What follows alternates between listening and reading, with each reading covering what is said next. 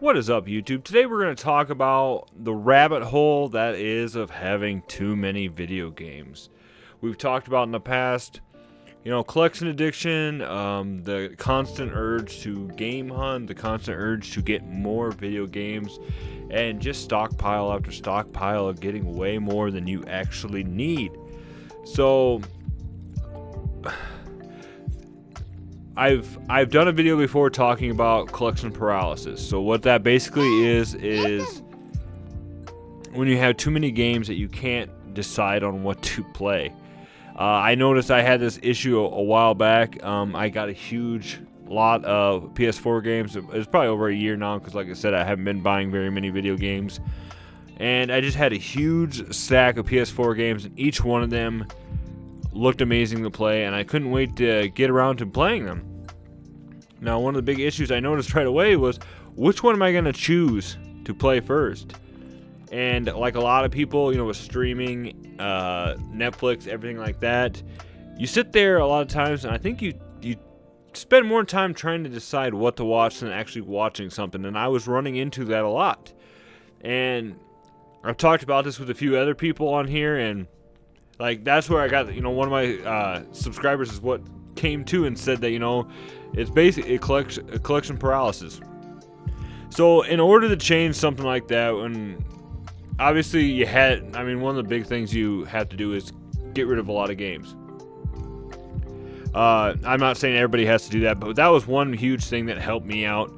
Was I had, a huge collection of video games, mostly that I was not ever gonna play.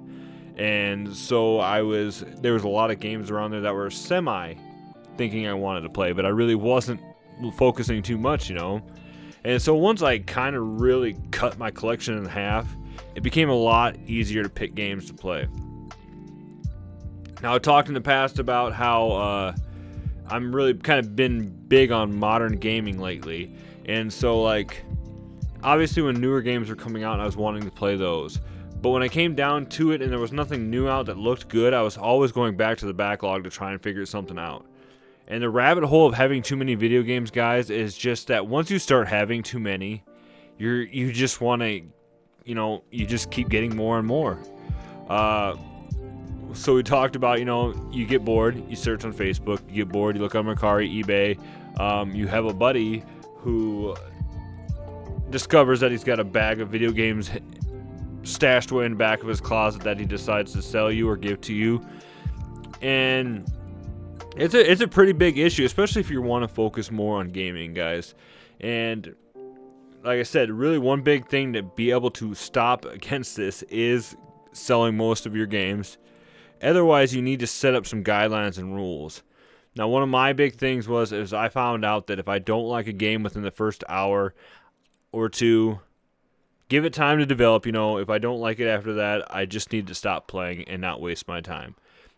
Now, one game that I did this to that I like I just said wasted my time was Death Stranding. Now, within the 2 to 3 hour range, I really wasn't into it, guys. I'm a big Hideo Kojima fan and stuff like that, and I kind of understood some of the game, and I understood why a lot of people liked it. But once I started playing it more and more, I was just really but I was like, okay, maybe it'll get better. Maybe it'll change. Maybe it'll get better. But in all honesty, it was just a walking simulator. You basically were playing a postman. And once that kind of hit me at 10 hours in, I was so done with the game, I just wanted nothing else to do with it. And that's time I could have spent freaking playing other games, guys. And I'm trying to think of some other games off the top of my head. Oh, Far Cry 6. So, I was a huge fan of the Far Cry series. Far Cry 3 really rolled me in. And then when I played 5 a couple months ago, I was back on that Far Cry high, I was like, yeah, man, this is a great game. And I played 6. And 5 just made it so good for me that now 6 just didn't do it, guys. I tried it. I put 2-3 hours into it, and I'm like, well, maybe it'll get better. But compared to 5, 6 just didn't do it for me. So I had to stop right there, guys, to go on to the next game. So we can kind of roll this rabbit hole of too many games and a backlog into one.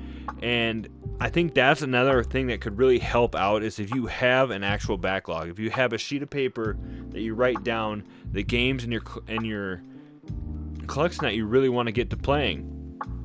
For example, now I just beat Spider-Man 2, and I've always had Borderlands 3 on my radar to play. And I made a post about that, talking to you guys and asking your opinions on that, because I wanted to know kind of what I was into when I got it. So I loved Borderlands 1 and 2. I wasn't a big fan of the I think the 2.5 or 1.5. I think it was just a Handsome Jack one or whatever. But I wasn't a big fan of that one. So I was just kind of like, well, I loved 1 and 2. Let's dive into 3. So that's always been on like my little backlog list, which I might do a video about here soon, about what kind of games that are sitting on there. So right now it's sitting off to the side, getting ready to play as I'm talking about this now. And I think that's a big thing, guys, is making a list of games that you actually want to play. Going over that rule earlier with the whole playing it for an hour or two thing. I've always wanted to play Symphony of the Night, and I got it for like $1.50 in a bundle on my PlayStation 5. And I played it the other night for an hour and a half, 2 hours, and you know what? I don't know. I just couldn't get into it. I know a lot of people are going to say that's blasphemy. I might give it another go one of these days, but at that time, I was just not really into it, guys. And I think Borderlands 3 will be one that'll kind of bring me in a little bit better. So I want to know in the comments below, have you guys, obviously dealt with this rabbit hole before, having too many games and not knowing what to play? Or do you guys just, like a typical normal person, plays either the same game over and over again, or is able just to pop in any game and play? So I watch, some of my buddies like Mega Dan, Captain Algebra and stuff like that. They can just play, they pop a game in and they just pretty much play it all the way through. And that, to me, that is just amazing, because that's a lot of dedication, guys. That is a lot of dedication. So that's really cool to see them do that.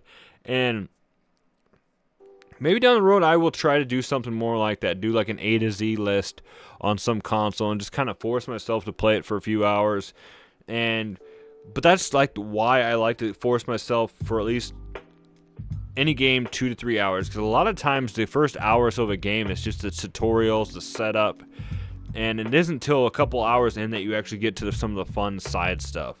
And I'm just I want to know what your guys' opinions on this in the comments below. So let me know. Do you have too many games in your collection? Do you not know what to play ever? Do you just kind of sit there some days and say, you know what, I'm not a gamer anymore, I guess I'm just a collector? So with that being said, guys, thank you so much for watching. As always, stay retro, my friends, and we will see you in the next video. Time to play some Borderlands.